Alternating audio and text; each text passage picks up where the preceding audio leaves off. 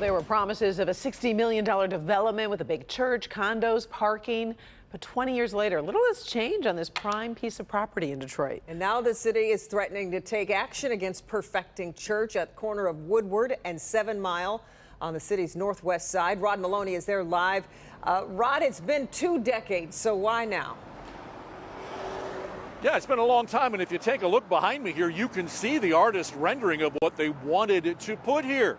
The only problem is it doesn't look anything like that now, and the city says the time has come to either make it happen or there could be consequences.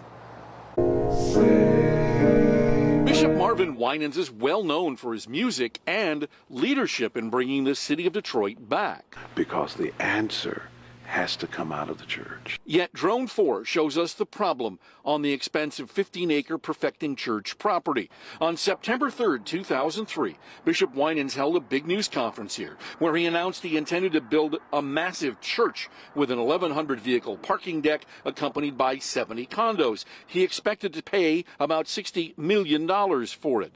A generation later, all that exists here is the church building, and it's falling apart. I've been disappointed. Detroit City Attorney Conrad Mallett decided the waiting needs to end, along with the blight. Mallett sent this letter telling Bishop Winans he needs to, among other things, clear up a lot of correction orders by the city's code enforcement department and also inspect the church to see that it's up to code and show the inspection results to the city. It's a beautiful cathedral surrounded by buildings and landscape that really would have thrust that entire neighborhood into brought it back to the next level.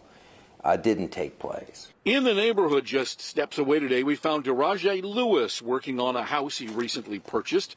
They got this whole area locked up. It's hard for investors or anybody to do anything because they got the land and they're like pigeonholing it. Now, let's be clear. We have, for the last 2 days, been trying to get a hold of Bishop Winans to ask him about all of this, to get his side of this story. We've heard nothing back from him or his people. In the meantime, Conrad Mallett says that he met with the bishop back in December, and he said, quite frankly, that the bishop is disappointed that this has happened like this as well. So we'll just have to see how this all shakes out. The city's deadlines are coming up in the next few weeks. Back to you. Oh, Rod, you mentioned those deadlines, but what if the church doesn't make the city's deadlines for progress? What happens then? Well, this is likely to end up in court, and the city is going to be pushing the church to go ahead and make good on its demands. And if not, they'll probably have other orders for them to make sure that they clean this place up. Yeah, we'll continue to follow it. Rod, we appreciate it.